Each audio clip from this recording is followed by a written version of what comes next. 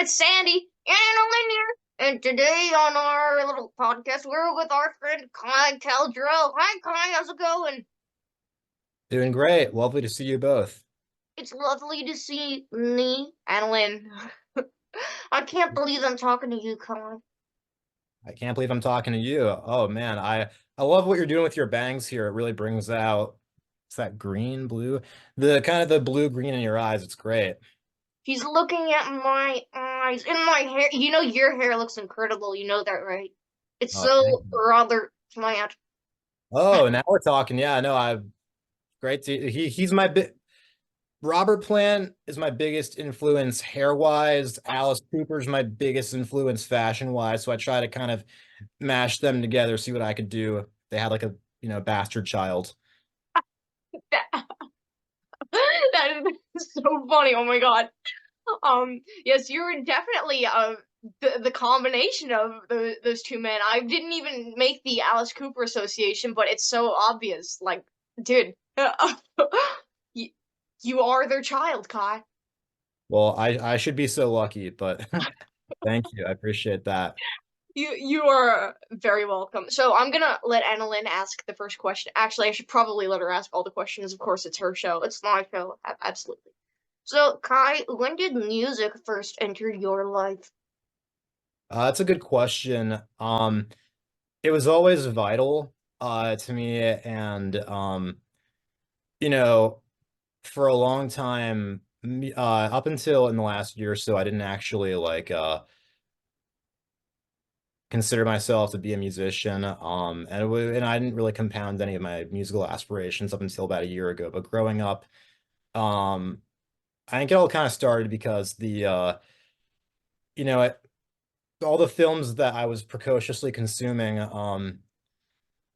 all the soundtracks, for them were pretty prominent and abrasive, and that's where I think I discovered all the stuff, all the first, bands or solo artists that I got into as a kid. Like The Matrix was like my favorite movie growing up, so that's where I discovered Rage Against the Machine, Deftones, Ministry, Marilyn Manson, all those guys.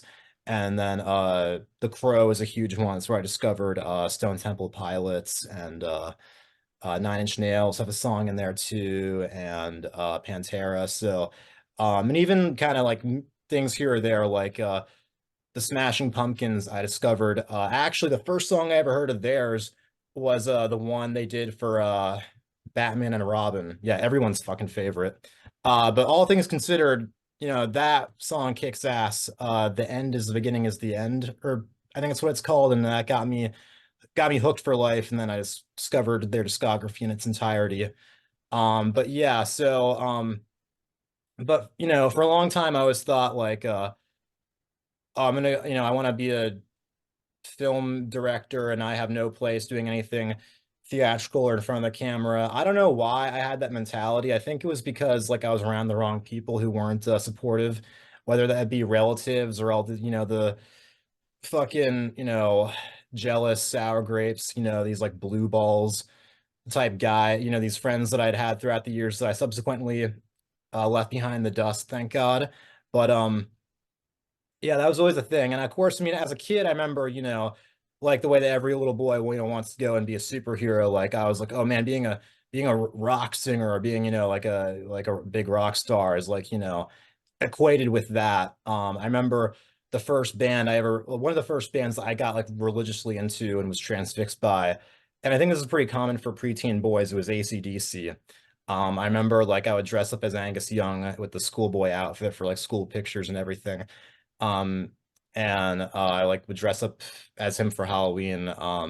And yeah, but and then I got into the more like theatrical rock with or what's called industrial or shock rock, all the stuff that Alice Cooper spawned during like the classic rock wave in the 70s, and then you got Rob Zombie and Slipknot and all those guys later on in the 90s and 2000s. So and more guys who I discovered through the big kick-ass, you know, uh, action movie soundtracks that I would collect on disc as a kid. So Yeah, and then one thing led to another. So, a big turning point moment for me was I was on the set of this music video. It was one for the Chainsmokers. It was for who I know loosely. I never really listened to, but I know they're all the rage right now. But I was on the set for the song is called iPad. And I was in some like entry level capacity. I was like a production assistant and was hanging around doing nothing all day. Production assistants, it's a very thankless job with not a lot to do. And you get yelled at for things that aren't your fault constantly.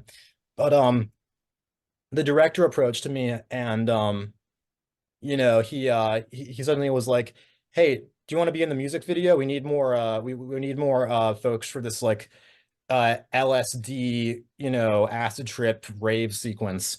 And I was like, "Sure." And yeah, and I didn't think I was gonna make the cut because it's like, when you watch the music video, it's a really frenetic there's like a cut like every half a second.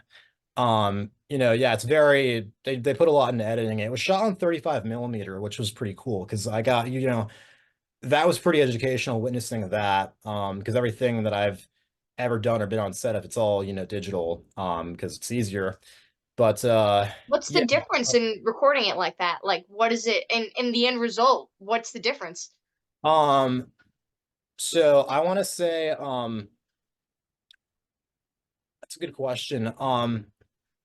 I think the most, well, I mean, in the literal sense, the most noticeable uh nuance is that there are no absolute blacks. So Interesting.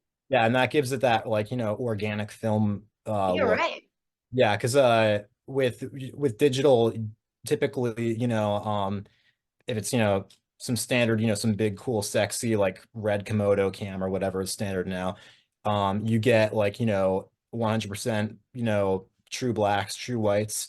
Whereas with film, you get there's that grain and there's that the graying and the blurring of that. So yeah, no, that was interesting. It's a much more sensitive process and that's photochemical.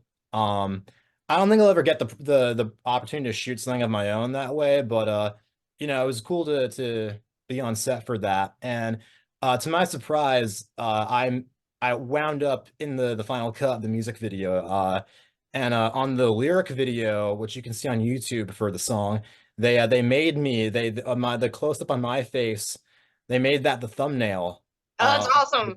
the lyric video to accompany the music video, and I was like, holy shit. And I think it's me like flipping my bangs at the camera or something, but That's um so rock and roll. even though it's a small moment, for me it was very vital at the time because uh at that point, and I'll be, it feels kind of like silly me talking in retrospect because it was just 2 years ago. But, the younger you are, I'm 22 now, the younger you are, the faster you change. And at the time, like I'd kind of come from being like, the weird kid and, where I grew up in Shitholeville, Southwest Virginia, and everyone's saying like, oh, you're so weird and gross and yada yada because you listen to that and you like this and you dress like that and you paint your nails and wear eyeliner, all that, small town horse shit. So coming from that, but then, then coming to New York City and uh, kind of, you know, befriending or being friends with like, the wrong people that some impressionable, like, 18-year-old kid should not be. Older people are supposed to be, helping you, but they're not good, responsible adults. And in essence, they're kids too. I was kind of like, uh, undergoing that and I was very and they were telling me like, oh, you're getting told that like I wasn't photogenic and I was too like skinny and weird and androgynous and yada yada. And so like for me that was like a turning point moment, like being told by someone who didn't even know me like, oh, we want you in front of the camera. And then but even after that took me another good year of me trying to get some feature film, which I don't want to say I'm not going to make, but it's shelved in favor of me focusing on other things now, which is for the best. Because, even the people I know who are successfully making feature films, they get stuck in like the limbo of distribution for a million years. Um, So having taken a step back and decided, you know what, I don't really identify as a filmmaker anymore, and I think I'd rather be, I feel like I'm a singer who is, an unlikely filmmaker like Rob Zombie, and his films are kind of what he made is a little more obscure and lesser known, but David Bowie as well. Oh, Uh, did he make films? I didn't know that. yeah, yeah. And they kind of detail that in Moonage Daydream, the little like operatic biopic they made about that came out year before last, I think. Check it out if you haven't. It's good. It's like David Bowie Fantasia. Oh, fun. Yeah. It's a great movie. I saw it in the theater. It was um I do have to back you up a second and ask at what point in your life did filmmaking come into play? Because I feel like I jumped ahead and started like no, way no, that's appropriate because you're more, you're a musician. This is more music oriented, but both I film want to know and music everything. is. I mean, the two were always kind of synonymous to me because I was gravitated towards the really theatrical rock personalities that, in essence, to me, it was like acting, Oh, like, to me, I always felt it was the same thing. Um, and when I get people, who notice my music now and they're kind of jarred by it, I think like, all right, I get it. They're the people who don't put the two in the same category. But in any case, I mean, it's always going all the way back, even as I was like, as a preteen boy, like aspiring, like to be, to grow up to be Angus Young or Robert Plant or, whoever. By the same token, I was, doing other things. Like I remember when I was 6 in the summer, between kindergarten and first grade, I shot this like Spider-Man, like 10-minute Spider-Man like fan film with like Halloween costumes and stuff that we shot on like a camcorder, really grainy, crappy like 2000s camcorder, and then we like did the special effects in Microsoft Paint on a big ass like dinosaur computer. It was like a Dell running like Windows XP or something, but and like we used Windows Movie Maker to cut it and everything. But at the time, that was like my first step into a larger world, or so it felt. So the two were always pretty synonymous to me.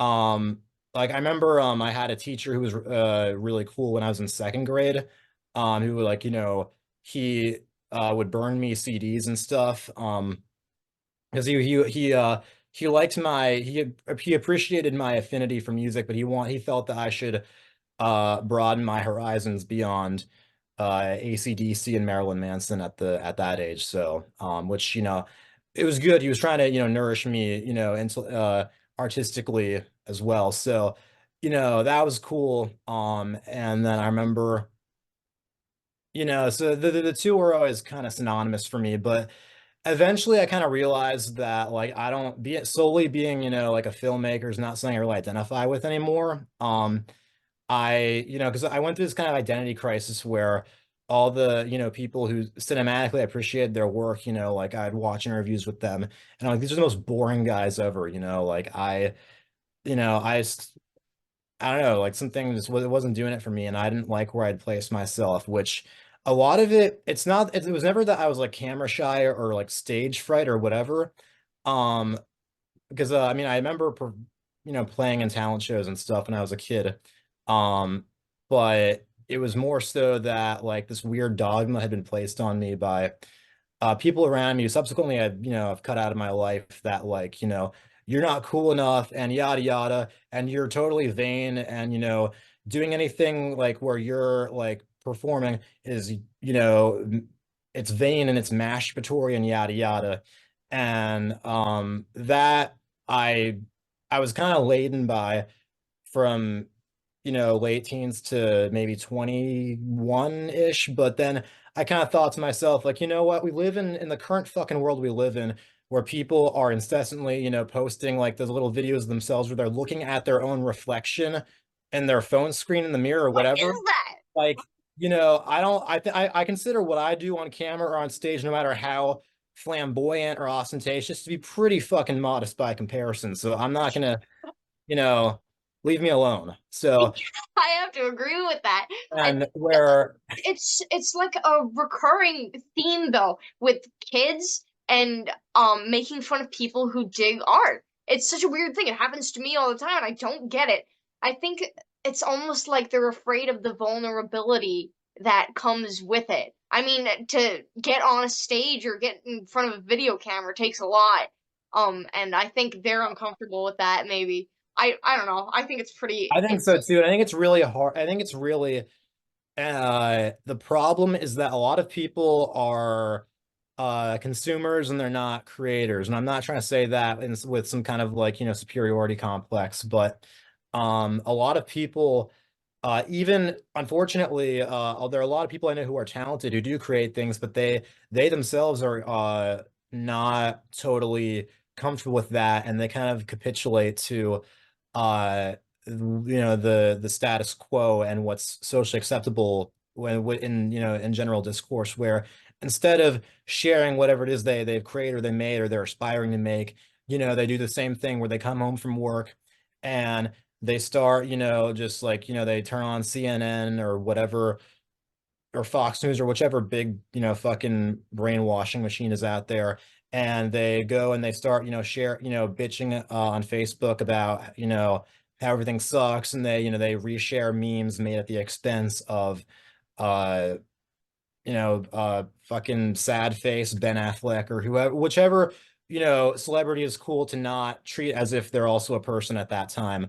Um, I don't know, like that's so like, the problem is a lot of people are talented, but they don't know how to deal with it, and th that ends up happening. And I'd rather be the guy, the person promoting something that forever weird or eccentric, is something that in a sense I'm like artistically pregnant with, um then just kind of reaffirming the state of things. So yeah.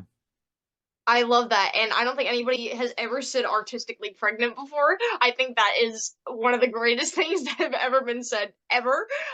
Well, I think yeah, I'm sorry, go ahead. no, you go ahead. Well, yeah, I mean, I to me I consider, like that's the relationship that I have with what I create, No, it's a piece of you. I mean, yeah.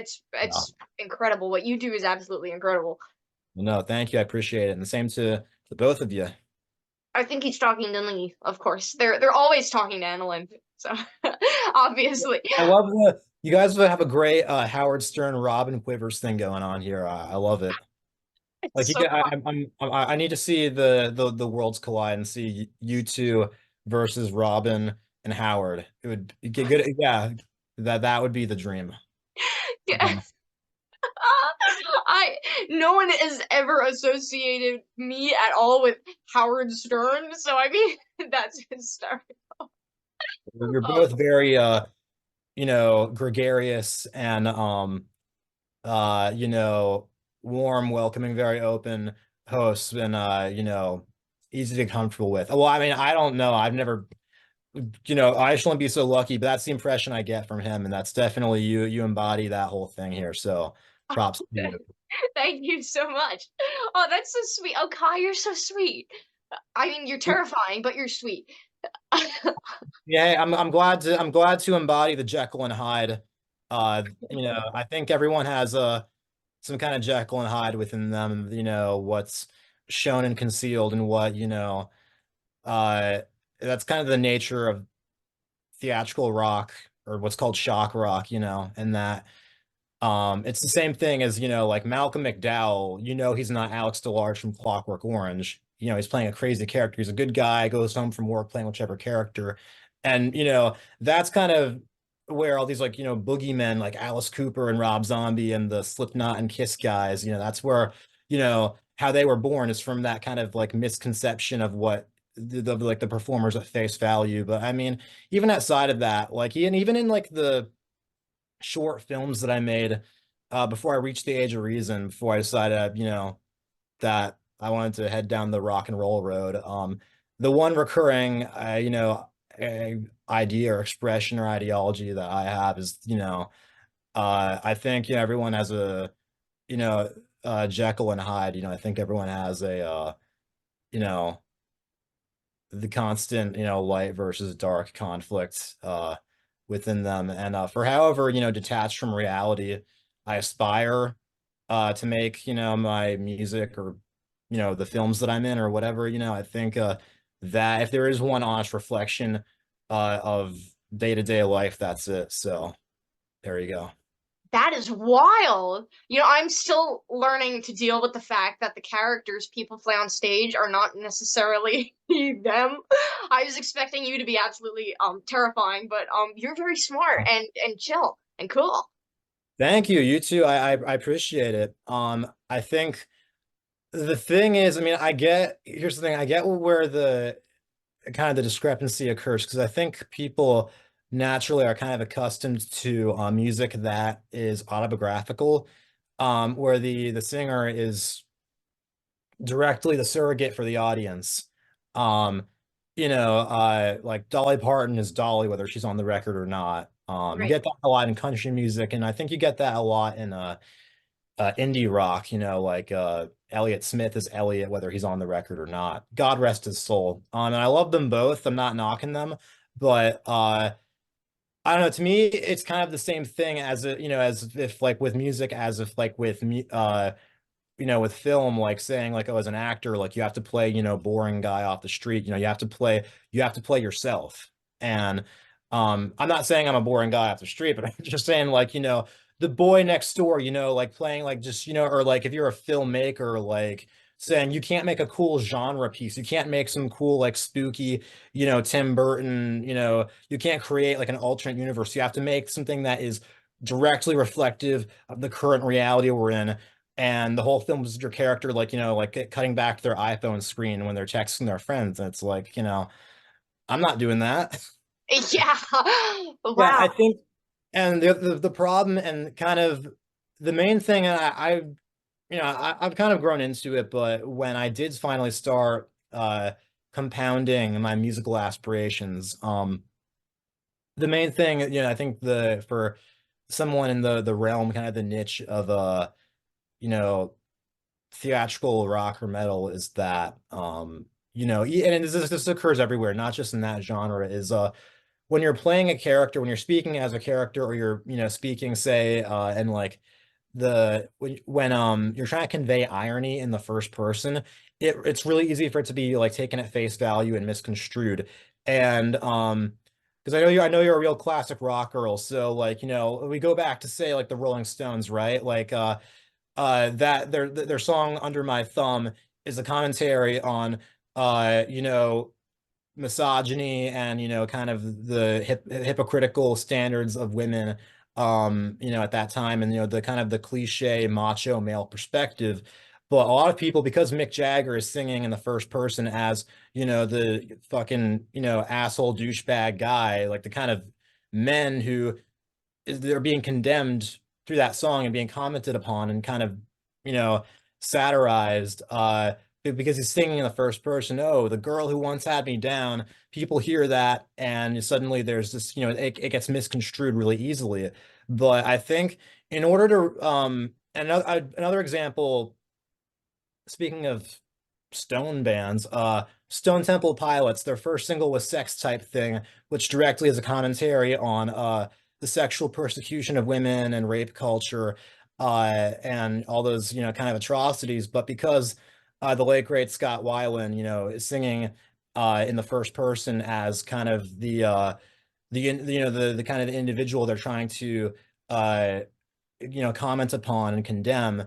um it was misconstrued as condoning date rape, and it was really controversial. And then they start attracting all these like macho meathead guys, and then Scott, to do damage control, would like perform that song in drag and makeup and everything to really shine them on. So I mean, they were responsible about it. But that's kind of the issue, I think, and that's something that I've experienced. Well, I haven't experienced it, but just kind of the being cognizant and wary of like the possibility of that ever happening. Right. Um, that was something I was kind of, I was a little insecure about and I was scared about when we started doing this record, which the third single from comes out at midnight tonight. By the time this episode is out, it'll be It'll already be up. uh and yeah, but eventually I just thought, like I think, if people, if they get it, they get it, I think, anyone hopefully has the anyone who's worth their salt wouldn't jump to conclusions and they would, they understand. I think enough time has gone by that, there's a little more appreciation for the theatrical quality of music and, kind of the songwriting motifs and everything. So, yeah, so far I haven't gotten there hasn't been any huge backlash. In fact, all the really hardcore, all the like the metal guys, like they don't give a shit about anything I do. I can't impress them. It's always the folks from outside that realm who seem the most interested in kind of respect me the most artistically. So yeah, I don't know. It never goes. It's always the opposite of what you think is going to happen. That is really strange. I don't know why these metal dudes aren't checking out your music because it's like crazy stuff. I don't know. I think it's because I don't know. It's like the thing with Jared Leto and with Jared Leto and Fight Club. You're too fucking blonde. Uh, that for one. I don't have any hardware hanging out of my face. I don't have any like, facial tattoos. And I don't have like, I'm not, some like, buxom like bottle brunette with the bangs and with the with all the hardware hanging out of her face. They're always really impressed by them for all the wrong reasons. But I see all that fucking bullshit at all the like horror conventions and shows I go to. Uh, but no, I think with them, I don't know, just like uh those guys are really pissed off. That's their thing, and they like emoting that. Um, both, lyrically and musically. Like, there's this place I don't really go to because I don't it's an example of what I'm talking about, but this place in Park Slope that is somewhat famous, Lucky 13 Saloon. I remember I got kicked out of there when I went there a few times when I was underage. Um, That's like wonderful. if I go there and if I go there and I say like, oh, I'm like a industrial metal like Rob Zombie, they'll be like, oh, that's for pussies. We don't like that. And I'm like, all right, well, what do you like? Mr. Big Man. And it's always these like big, bald, ugly, like bearded biker dudes, and the when people say, "Oh, I don't like that music. It's just noise." Like, I hate getting lumped in with that because, say whatever you want about my music. Like there's groove, there's a riff, it's catchy, okay? These guys are noise, okay? These are like the thrash guys where it's like the guitar sounds like a lawnmower, the like the drums sound like a typewriter. It's like if you can get like 10,000 like, snare like bass hits and like the fictitious time signatures and there are no lyrics. Well, you can't knock all thrash. But one second, AnaLynne. Excuse me, because I don't know. Have you ever wrong way? Have you ever heard these guys? Kings of Thrash. You know them? I'm not. I mean, I'm not knocking all of them, but You just gotta check it out. There is some stuff to me in that world that's like it's it's noise in that realm. yeah. These Yeah, I mean guys, I'm that's not gonna dismiss any one genre. I'll check that out. I that's actually a pretty bitchin' album cover. yeah, isn't it? These are the guys. That's our friend there, Jeff Young. Oh, that's Jeff. Yeah, Oh man, he's rocking that. yeah. Um, I'll check them out. Yeah, I don't. They seem like they're a good bunch of because I know of Jeff. I haven't met him personally, but I know he seems like a good uh you know avuncular type guy, and he's you're always jamming out with him, so I'm sure he's a great dude. But I'll put them on the list. But thank you for elucidating me on that. I don't know what that word means, but you are very welcome. It means shedding light on something. Oh, well, then I'm glad I could do that. I think you'll really like them. I think, like you were telling me before off camera, there isn't really a specific kind of genre that's good or bad. It's just good or bad music. And these guys That way? Yeah. These guys are pretty good. I think you'll dig them. I think it's gonna fall in Oh, your no, like. definitely. I'm glad they Yeah. have a vinyl too, because I know that those are hard to get printed these days for I don't know how big or small a band they are, but I know it's even for all the major guys on labels, it's really difficult. So Is that right? from what I understand, I hear that like it's especially hard if you're like shipping stuff out overseas because vinyl's way more or something like that. And like, Interesting. like in Europe, like the price of everything per pound, like then that accumulates. For the people I know who have independent labels, and that's the main takeaway that I get from them, that it's harder getting stuff out overseas. Because of the metric system and how the proportions of that, I think I could be that could be like a complete like misunderstanding. And I'm like making some like false like report here, but I think Kai's th- lying. We don't that know. well, that is my take, that is, as I understand it, uh what I've gathered. um but I mean that, but that upon many other things, just like the cost of getting the vinyls pressed, and like anything, I don't know, I don't I used to be more of a proponent or a connoisseur of physical media, both like uh DVDs and Blu-rays and CDs.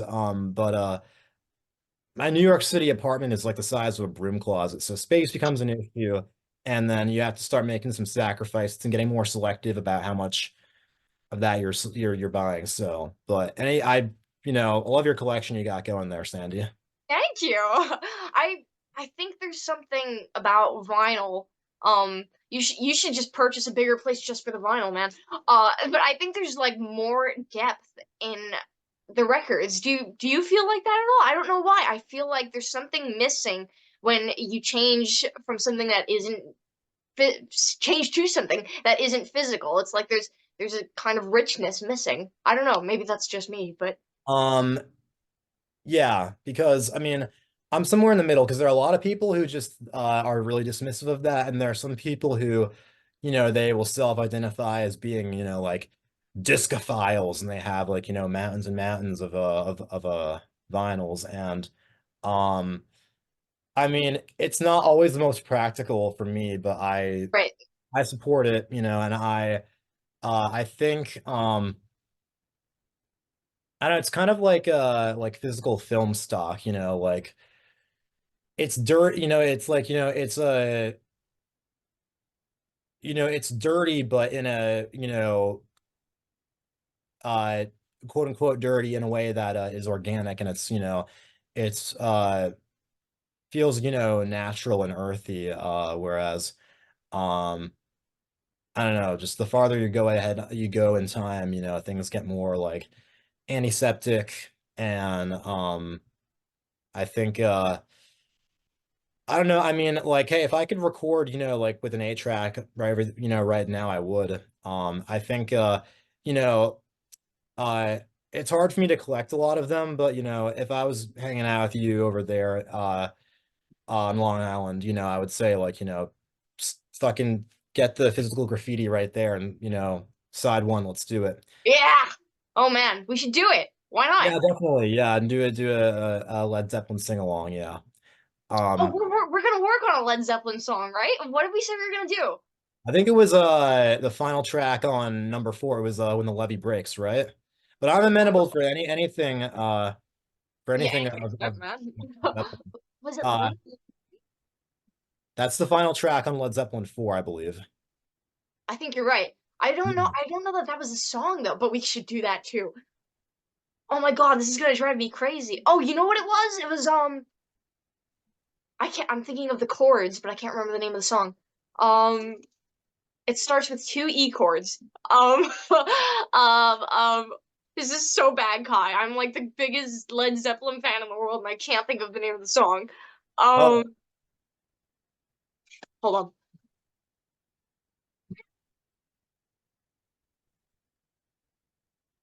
You'll know it like as soon as I do it. Good Times, Bad Times? Yeah, that's what it was. It was that Fuck one. yeah, yeah, that's it. Yeah, no, that's my okay. I'm all about the entry tracks, like the first track on the band's or artist's first album. To me, that's like their entry track. That's like their mission statement. Um, that's always really important. That's why for my song with Postcoital Premortem, even though even though all those songs are being drip fed from an LP, or doing it song for song, I considered that first single my first words on the record. So, that's why I wanted I am the wrong side of history and I'm the right side of hell uh punctuate that. So for Led Zeppelin, when I was thinking of that, for however different we are, I was thinking about Led Zeppelin, and I was like, they got those heavy, those first two E chords and the first words, it's such a great introduction, and just, starts with a bang. And you It hear, does. It's and killer. days of my youth, I was told what it means to be a man. Now I've reached that age, I've tried to do all those things the best I can. It's just like, yeah, like, that's like when you have an introduction like that, you're going places. Um, and what's funny is that like that album, I can't believe like Rolling Stone magazine trashed that album when it first came out. And there are all these like, What? yeah, yeah, that's the thing. Is that Led Zeppelin, they were commercially successful, but they were not critically accepted when they first came out. And so many magazines, including that one, have printed retractions over the years. So they like Rolling Stone magazine printed a retraction a few years ago, and they focus in on the brilliance of the introduction that is Good Times, Bad Times. And they're like, hard rock would never be the same again. The angst of just like, the whatever, they kind of go into it, but that's one that I think you know, forever cliche it is, but it's like, what Michael J. Fox says in Back to the Future, like they weren't ready for it, but the kids are gonna love it. So Oh my gosh, that's so funny. Oh my gosh. yeah, The and then fact like that they would print a retraction though is like the funniest thing ever. It's like we're yeah. putting this out now and we're gonna tell you that this is gonna be really bad, but in retrospect it worked out, so it's good. Yeah, yeah, if you go back and read it, it's like they're making comparisons that like I don't it sounds like they were just saying things just because I thought being cynical, was Cool. cool. Yeah, like they're saying things like, oh, Robert Plant is just, a foppish Rod Stewart. And I didn't even know who the fuck Rod Stewart was when I read that. So I was like, beats the hell out of me. Oh, that's so funny. Oh my God, how could they say such a thing about Robert Plant? It's Robert I Plant. don't know. I don't know. Cause I mean, but that's the thing, like all the like still to this day, you hear like, a lot of those guys from like I mean, I consider like, not to discard anything from from the 60s from earlier on, but I think where things start like, where like I get really passionate about like, kind of like the dawn of time and everything is with like Led Zeppelin and Black Sabbath. Um, although going a little before that, Jimi Hendrix, Oh my God. master. But but even to this day, and I'm not like I don't want to, create like a civil war here, but no. There are still, guys from, who are still alive from whichever band who 50, 60 years after the fact are still trashing whichever band in their interviews because they're old and they can get away with it. And it's just like, come on, really? Like I don't understand. Like I'm not That's trying to so throw them under the weird. bus here, but I'm not trying to throw them under the bus here, but there's some interview with like, Keith Richards, talking shit about Led Zeppelin that, is just out this year. And That's and so like weird. I know, and it's like, come on, dude, really? Like you can't no, I'm not gonna listen to that. No, but I don't really understand saying things like that about artists. Anybody who's willing to go out and make art is contributing something great to this world, especially considering how void of art this world is now. So why condemn that? Just, I Yeah, mean, well, put out your own stuff. the problem is that in the wake of social media, there was kind of a I mean, it's offered a lot of great things with people like, folks like you or I being able to you know, um, you know, to distribute our things more easily without some kind of Right. like gatekeeper. The other hand is that this I feel as though there's been this like kind of weird conflation between like, creators and consumers, and I know that those two aren't mutually exclusive because everyone consumes things, but Right. I feel like now like everyone is sort of like I'm not on TikTok because I can't. It's been 4 years and it still doesn't make any sense to me. It kind of just feels like a Boz Lerman brain aneurysm bastard child of Instagram, you know. Um, but uh, yeah, it feels like everyone's like, like a fake filmmaker or something, or like a fake like, news personality now, or a fake reality, show star or something. And uh, but in that, like, I feel like, everything is meta now, too, like, and that's even bled into like huge, like, motion pictures and in music too. And I feel like, you know, and what is supposed to be like kind of the invitation for everyone to be creative and create art, I feel like there's actually a lack of such now, at least in some kind of like, uh original way that isn't totally like, a self parody or something that's like self-referential. It's something that doesn't take like, 5 minutes to create. And that's the other thing is, people, there's kind of a self-awareness of this too, because a lot of these guys, they have a name for themselves. They call themselves fucking hate this term so much. Content creators. But yeah, I know. I hate that term. Like, to me, because, well, it's so nebulous too. Because like, here's the thing. I didn't mind the term content like, 10 to 15 years ago. Back whenever CDs still, when they weren't obsolete, you'd have the parental advisory stickers which say, we mature adult content, within the record, and that made sense because they were referring to like the inner workings of an entity. But when the entity is an inner working of a streaming app or a streaming service, um, you know, I'm not going to accept that.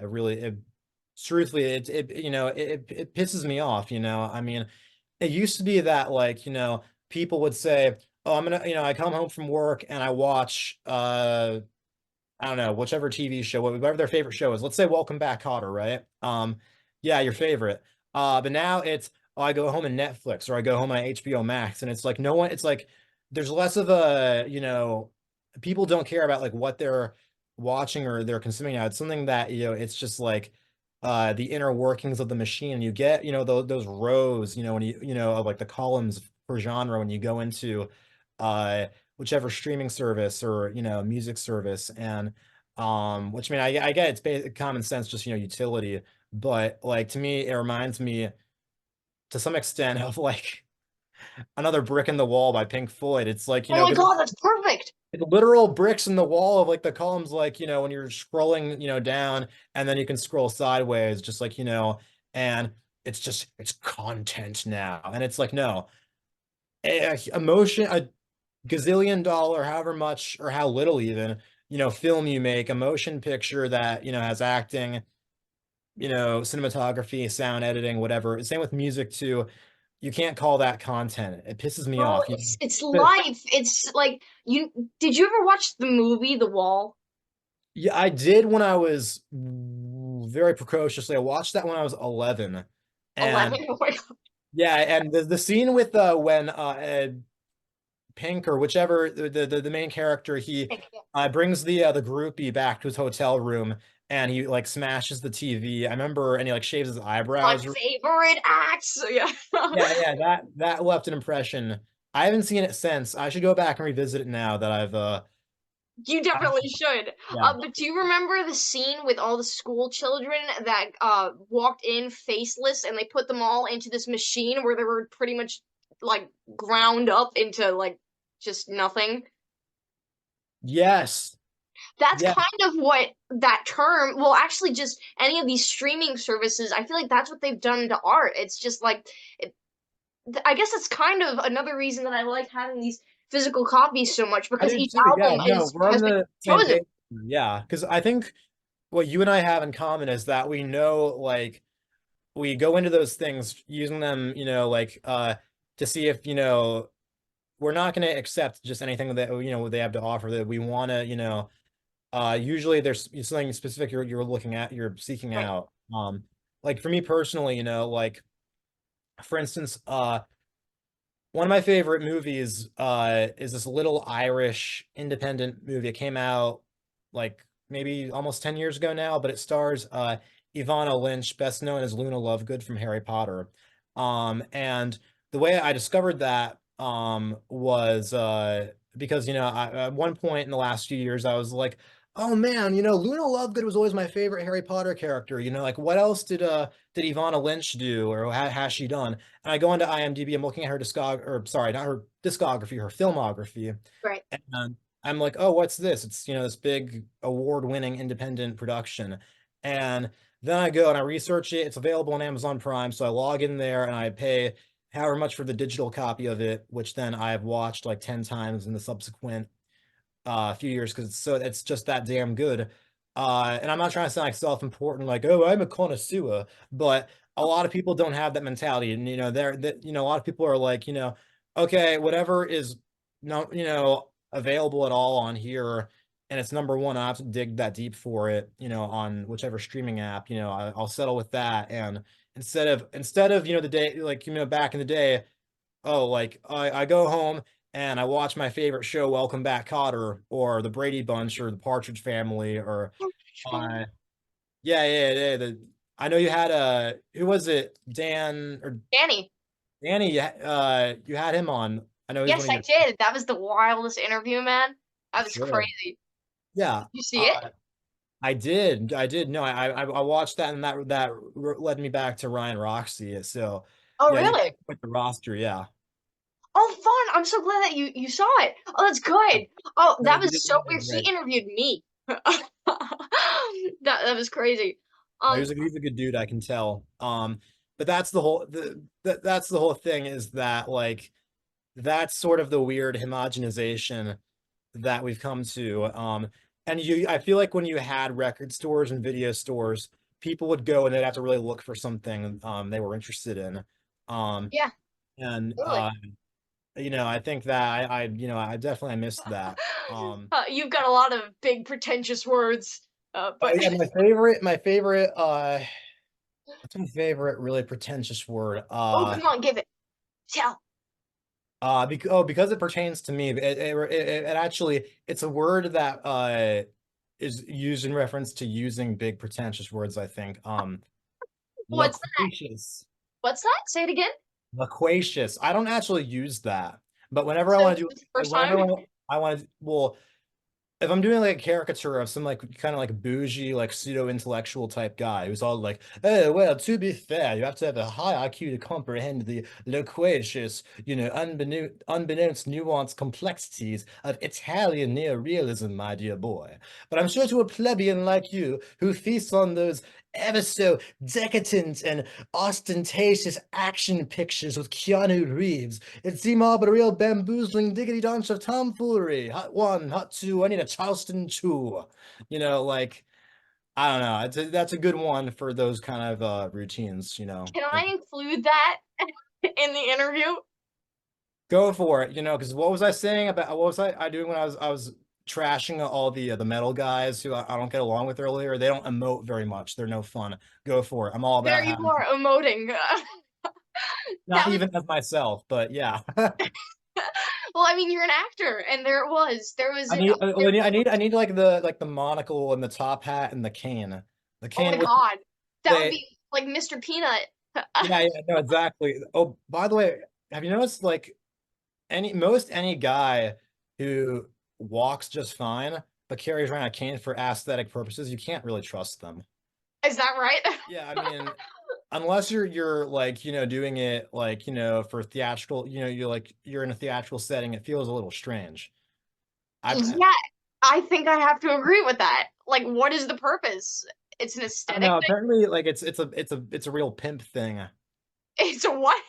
It's portrayed. I don't know as far as I know any pimps in real life, but apparently that's often kind of the trope, is that they have like they carry around like the emerald tip canes because it That's looks so funny. makes them look like the boss.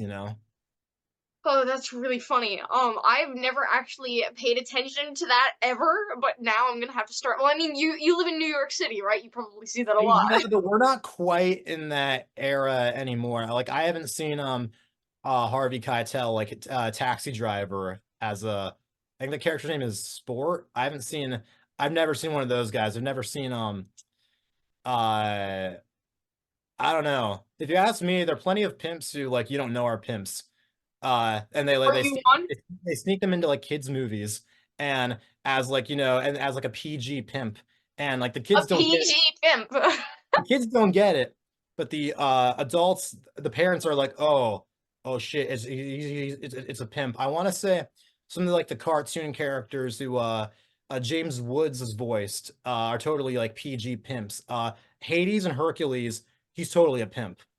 And Disney's Hercules. I don't know if you grew up with that one or if you've watched it. Yeah, with Danny DeVito is the I think the Pegasus, no, the centaur. Yeah. Danny, Uh, he does okay. the voice yeah, it's a cartoon, yeah. I want to But see Danny DeVito actually play that part. Like, yeah, what do you call that when it's people? What kind of a grab movie like is a that? horse's ass, like from the waist down. Yeah, I Like want to see it happen. Like, it's down. I forget the Greek terminology for it, but uh, but Hades, James Woods is totally a pimp.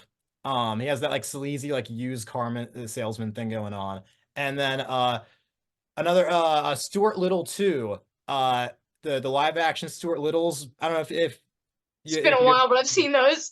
yeah. Well, it's as a big nostalgia trip for me, but yeah, Stuart Little too. There's so you have Stuart who is voiced by the Michael J. Fox, and Wait, then what? you have Seriously? yeah, then you have his love interest who's this anthropomorphic little bird voiced by Melanie Griffith, and then you got Melanie Griffith, you got her pimp who's this big falcon voiced by James Woods, and he's totally a pimp.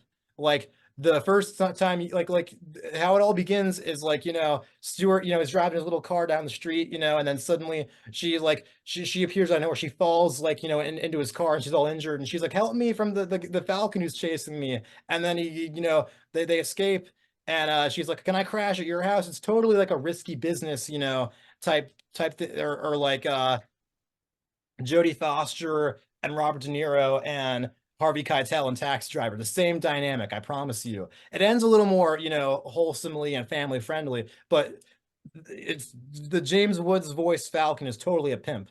Like, like you see him like creep up on the Melanie Griffith as the little bird, Margalo.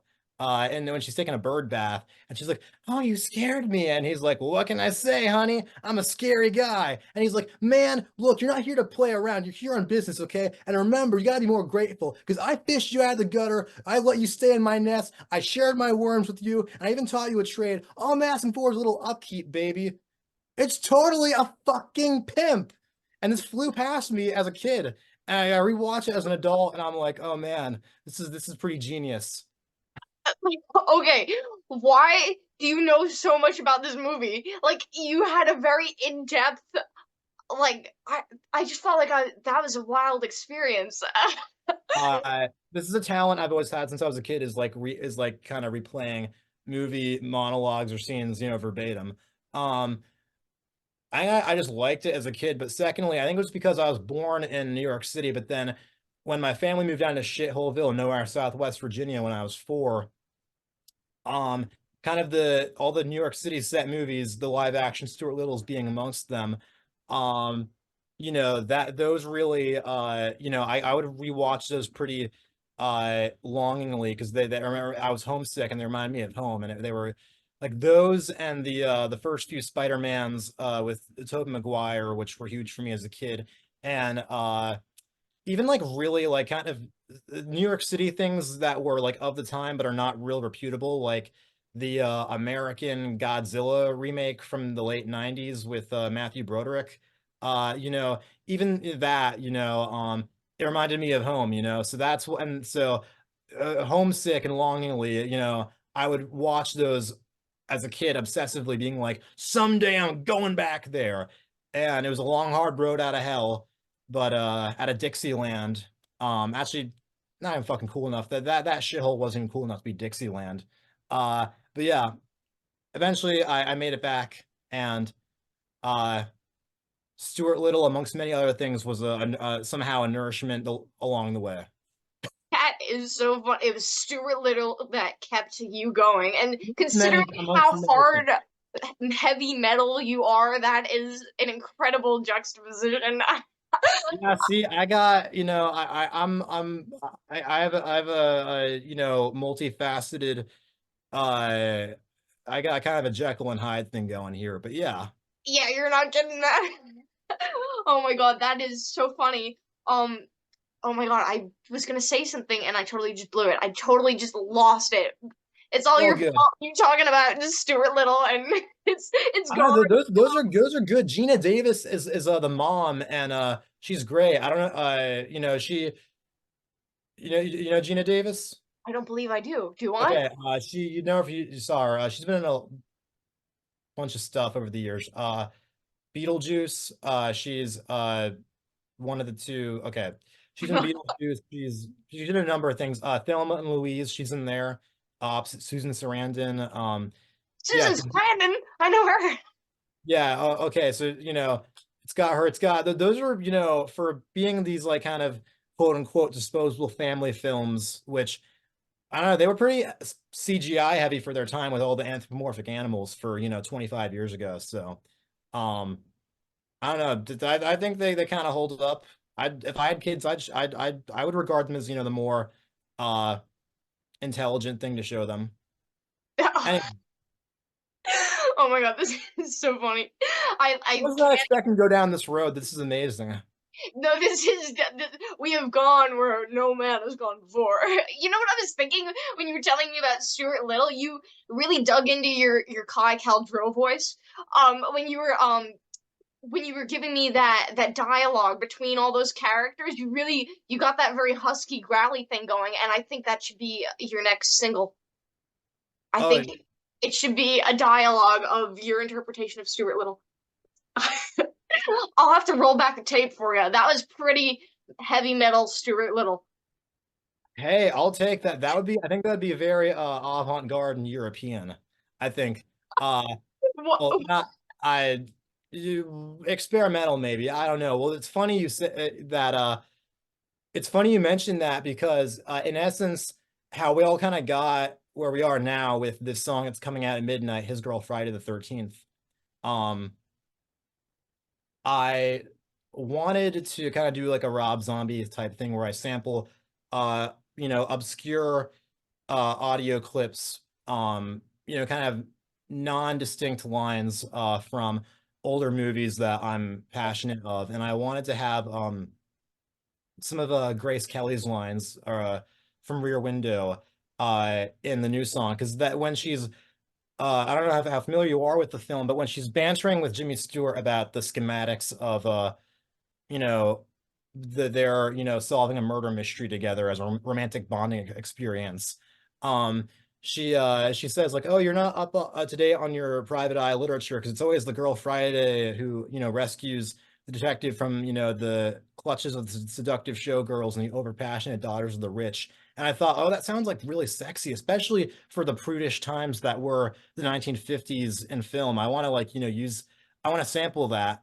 And I actually tried to legitimately go through that whole process with Universal. And if I did sample those, it would have been like a gajillion dollars. So Oh my god. instead, what I did was I reached out to my friend who's a amazing, prolific podcast host, amongst other things like yourself, Melanie Newton. She's amazing, and she's English, and she's got like a great voice that it prints on the record really well.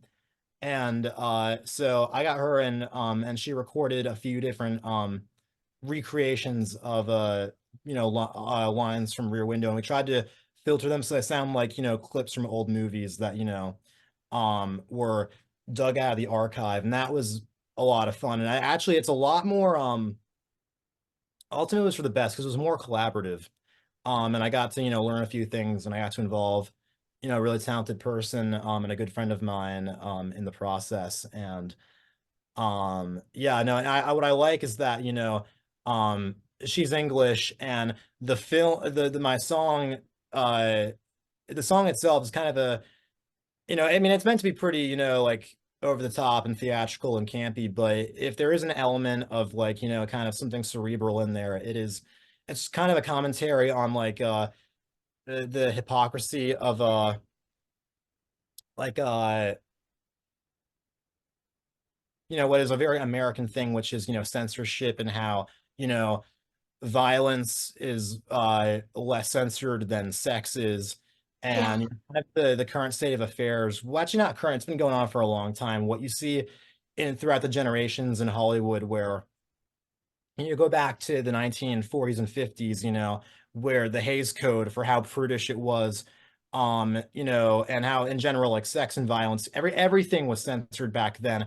But everything was wholesome, and like Brady Bunch brainwashed, I'm not knocking the Brady Bunch, just saying that Hey, was that yeah. worked. Scare you. But the people who were promoting that and corporatizing that were the same guys. Hollywood was run by the mob back then. There's the same guys who, were, not living up to what they were preaching, behind, off the record. And it kind of rings true to that whole like interesting that the paradox with organized religion about how it's the guilty one who preaches the loudest. So as the priests who uh demonize you for quote unquote impure thoughts who you catch with a porno mag, right? Or more libidinous lecherous things than that, all the stuff with in any case. So you get there's that. So I kind of wanted to sardonically, and in whichever way,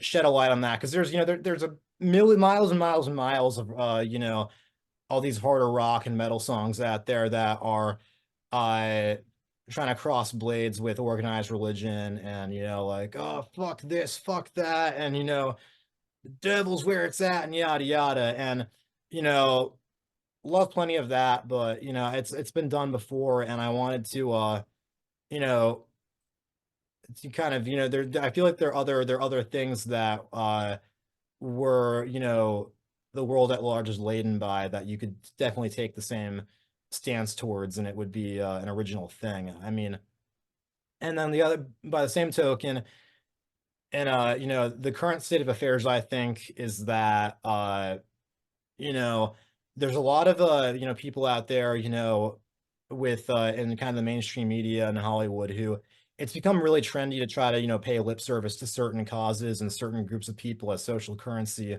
And yeah, they're like, the gatekeepers, I think with a lot of politically correct language, it ultimately, like, the people who are so fervent about utilizing that and corporatizing that and everything within mainstream films and TV right now. It's like I don't trust them, because I never trust like the gatekeepers, because behind the scenes, like, they always get found out, and then they get, there's some atrocity they've committed that they get outed for, and it's like, oh, so much for fucking whatever morally righteous shit they were paying lip service to. So I don't trust that. I mean, yeah, but without going too deep down that road and getting too despondent, the other, where I think kind of the escapism of that element of this song, which I try to incorporate into my music, I try to have a real presence, because the problem that I have with a lot of rock and metal as of late in the last like 15, 20 years is that there's like an element of forced rage, and Yeah, it makes it a kind of empty because it's not yeah, honest.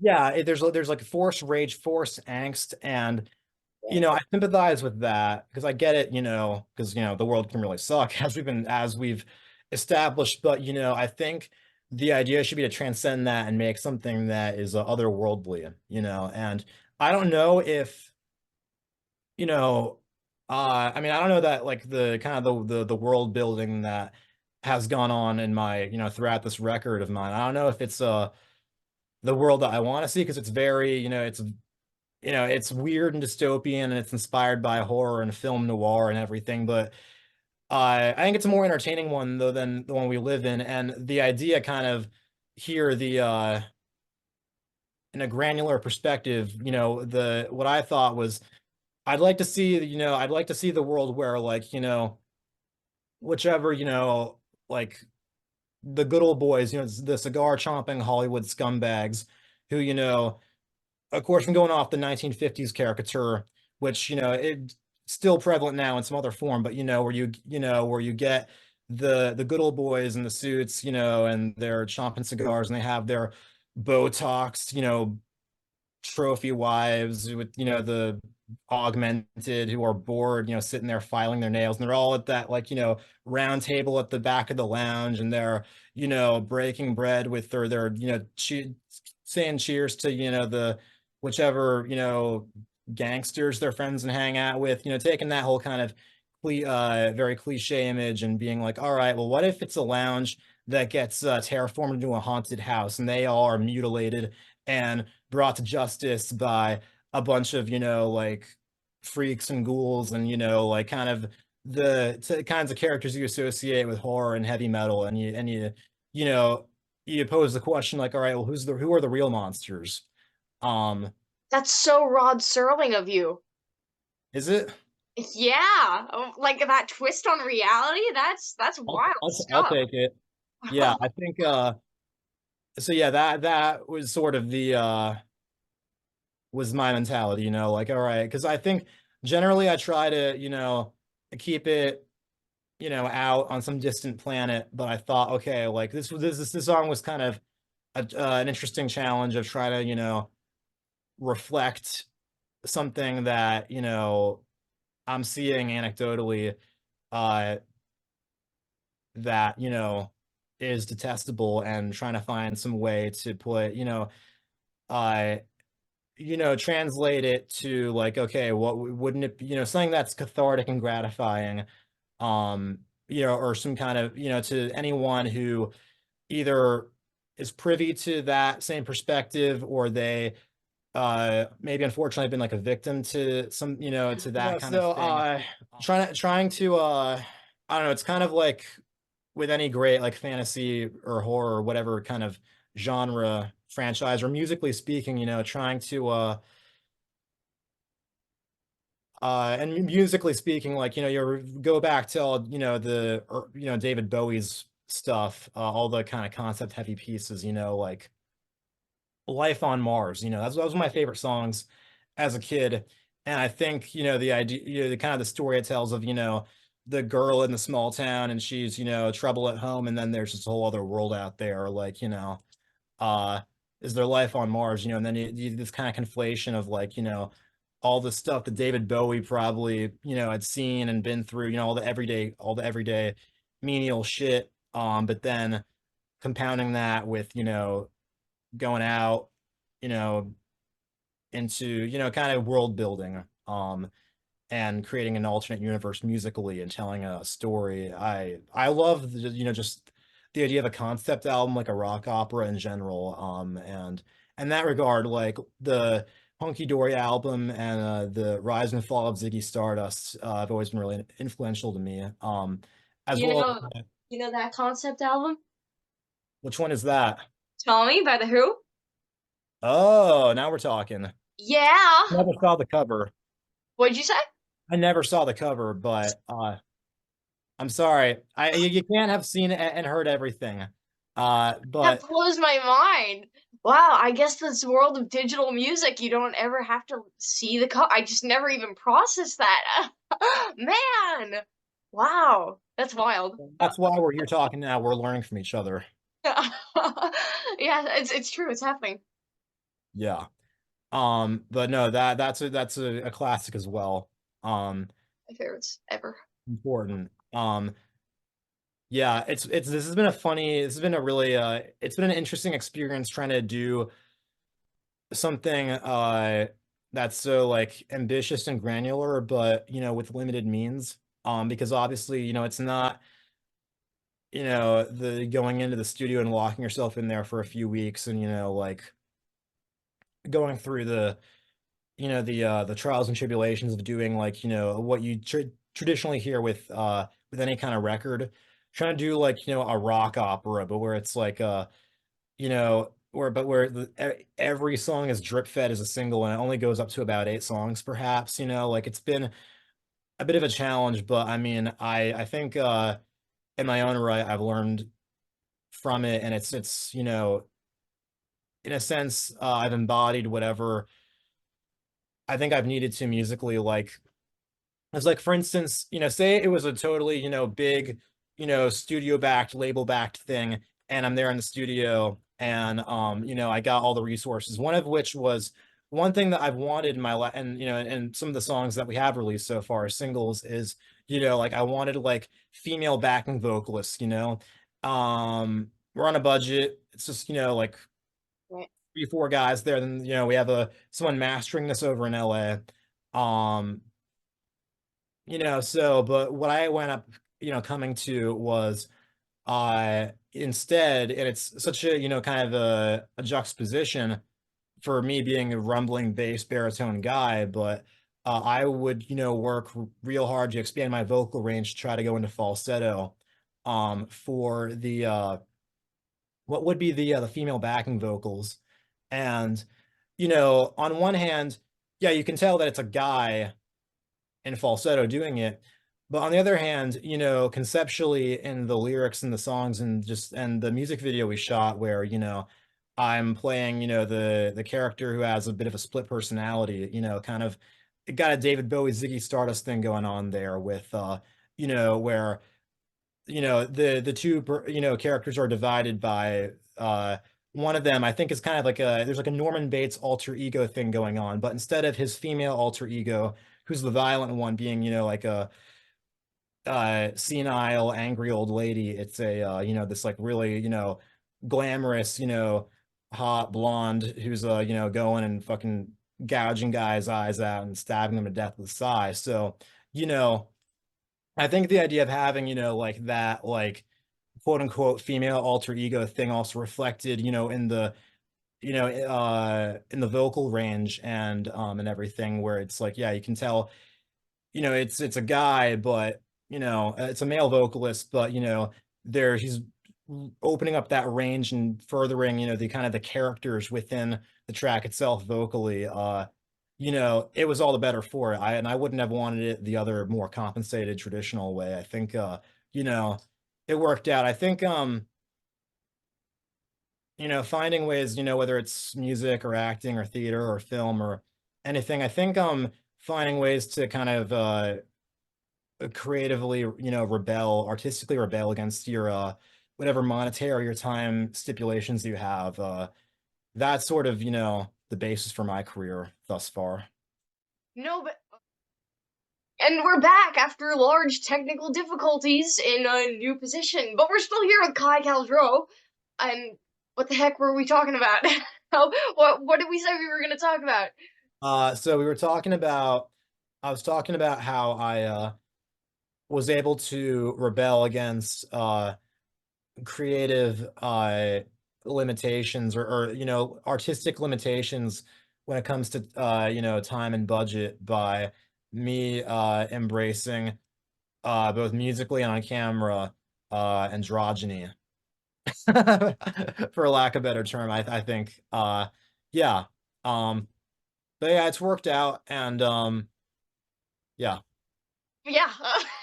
Post-coital um, premortem was licensed to the soundtrack before we even recorded it. I submitted the kind of the rough demo of it to a call that was put out on Facebook. This music supervisor, or the producer for this film coming up called Desert Fiends, I think while it was before they shot it, they put out a call. They were looking for like cool alternative rock and metal songs, and I kind of placidly, just kind of submitted with the rough version that I had, and then I heard back pretty quickly, and they were like, "Oh, we love it. We want to, use it in the soundtrack and everything." And then I get all the details, and it's what I didn't realize, but it was this huge all-star cast slasher film with amazing premise about, it's like Hills Have Eyes, but it's like, involves like a big like heavy metal like concert festival. Um, but yeah, but it's got this all-star cast. It's got Eric Roberts, Tom Arnold, Lorelai Linklater, it's got Lisa Wilcox. And the biggest one for me, like I was like, holy shit, is Bai Ling, who she's in The Crow, which is my favorite film, as I've stated many a time. But she's in it, and that was a big deal for me because, of course, like that was the soundtrack where I discovered all of my favorite, bands as a kid. So coming full circle, me, contributing my own song to a soundtrack for film she's in it was like, yeah, it's a, I'm very thankful for it. It's like coming full circle, but hopefully it's just begun. And she's a really cool chick too. I met her, a few months ago at this horror convention in Atlantic City, and I was approaching her table pretty nervously, but like as soon as I approached her, she just looks at me and she goes, "Oh wow, you're so hot. Are you a rock star?" And I was like, "Well, actually, one of my songs is in your film coming up." And yeah, that was the ice was instantly broken, and yeah, we it was great hanging out.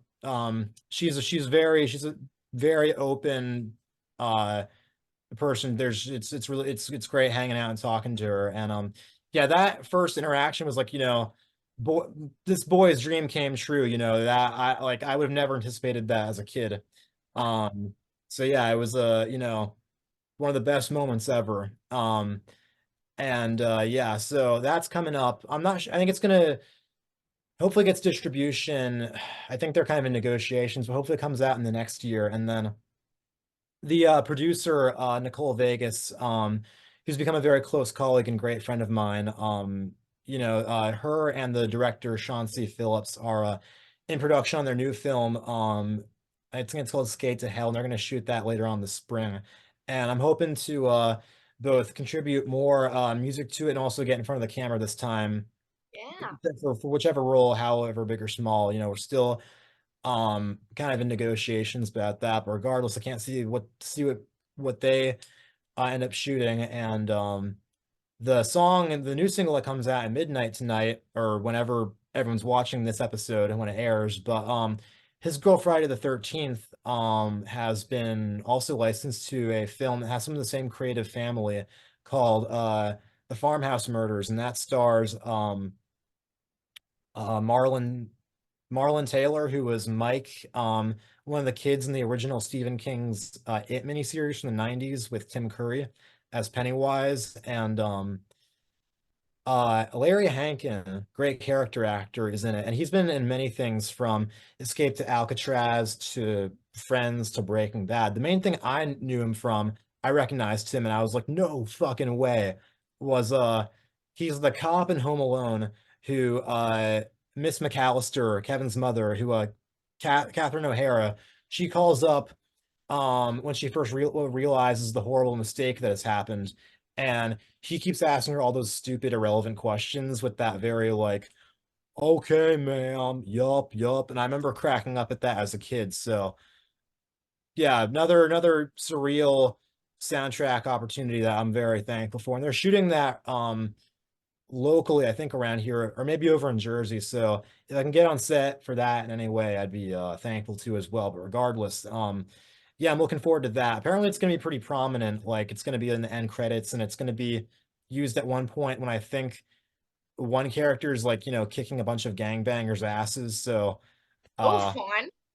yeah, there'll be definitely hope that I see it in a cinema with a good sound system. But yeah, so that's coming up, and then hoping to shoot a music video for the last song, "Read Out for Remnants," soon in the next month too. So hopefully to widen the scope for that one and get like a backing band in there Oh my too. gosh.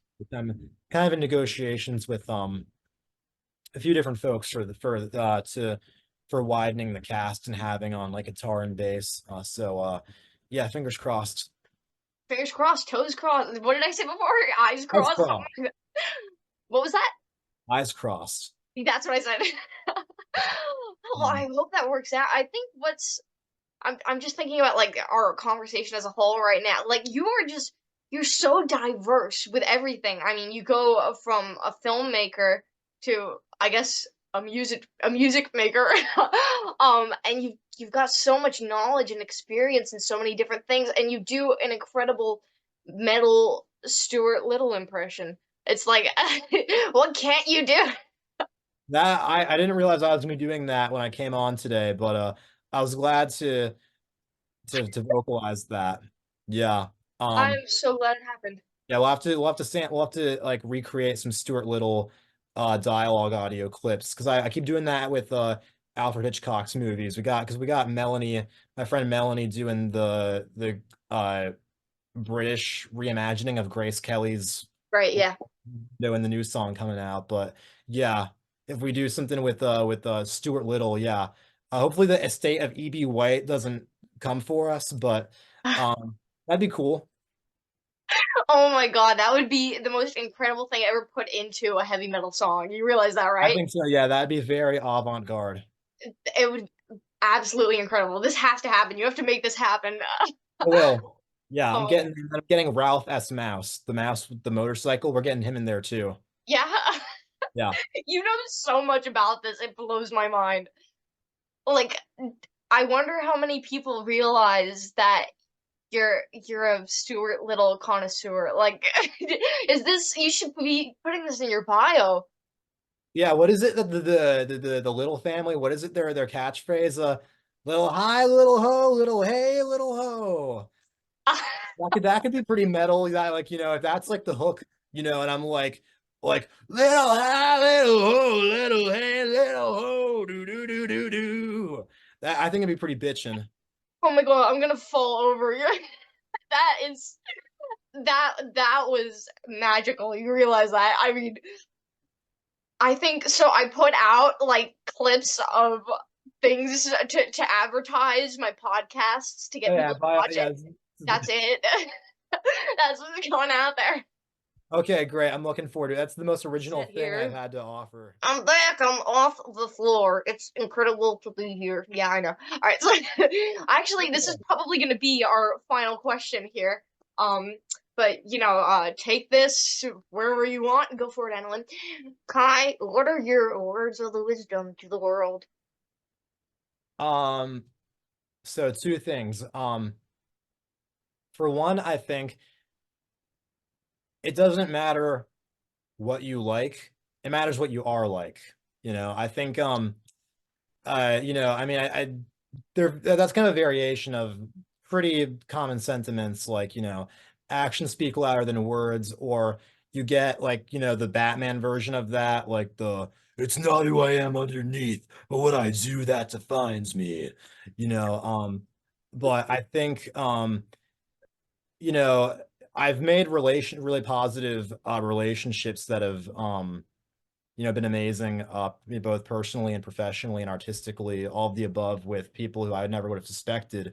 And it all kind of started with getting, you know, turned down by someone who I thought I would have common ground with. As I've kind of expressed with all the anecdotes, meeting, and connecting with the folks who I have, tonight on your show. So, and that's of course how I think we, kind of came into contact. I think,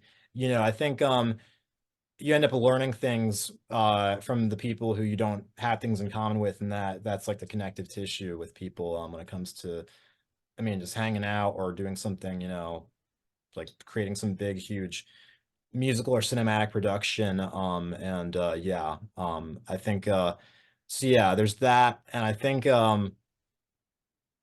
also I want to say this is speaking from experience, and I think it's important, because I know you're you're 16, right? Yep. Okay, and by the way, you're way ahead of your time, and you're ahead of your time because you're like before your time back in the 70s, and So you're are that. you. So yeah, that's why we're talking. Um, One thing that if I would, even though it was just a few years ago, a lot has changed. If I could tell myself when I was your age, and I think a lot of people maybe, within our general like teens to, you know, mid 20s, kind of, I think that they need to hear and be cognizant of. And I say this encouragingly is like, the stuff you really dig and you're passionate about when you're in your teens, that you get, made fun of or, bullied for, it's held against you as some kind of embarrassment by your relatives or family or whatever, some aspiration you have or something you're passionate about, because what I hear a lot, like one of my best friends, my vocal coach, actually, April, from Salt Lake, she was telling me, like, the 20s is like, suddenly, rediscovering what you liked, a few years ago, and you're no longer embarrassed for it, of it, and you're like, you're owning it. And truthfully, yeah, that's been my experience too. And I think it's important to, like, I just don't want anyone to get I feel like, I went through this process of, like, um getting, like, I don't know, forever crude this is, it felt like, getting, like, you know castrated by all the morons around me, and then, like, slowly rejecting that, and then, like, growing my balls back.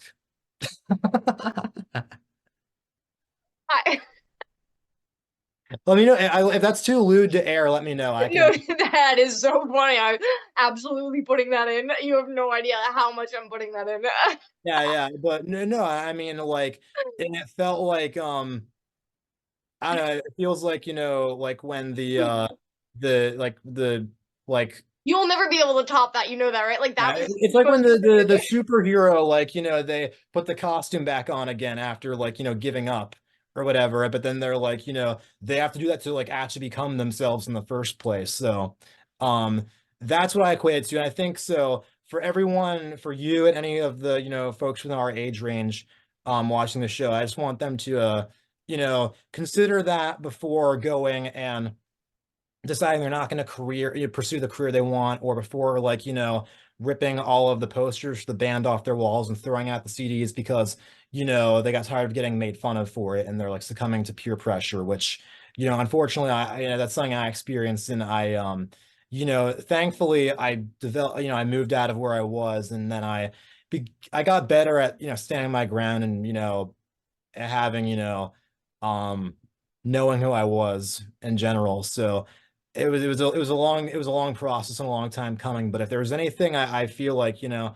so almost some kind of, like, like protective, like, older brother, like, mentality. I mean, I was the youngest in my family, but, for anyone watching, who's, or even anyone my age, like, uh that's something I really want to emphasize. Andy, Oh, do we have any final remarks from your co-host here? I want to say that I am so honored that I got to talk to you today, Kai. Well, And I'm honored to. so I'm honored. talk to both of you. You're two super groovy chicks. What a compliment! Oh my goodness, I think you're pretty groovy yourself. Thank you. Thank Appreciate you so it. much for joining us. I really cannot thank you enough. And thank you for putting up with my what was that hour in the like technical difficulties? Hey, that was good green room time, if you ask me. So, Hey, all right, tried by it all. was fun. Yeah. Well, But thank you thank you so so much for much. having me. Be in touch. Thank you, Sandy, Yes, and thank you, AnaLynne. thank you. All right, let's see. Where's the recording button?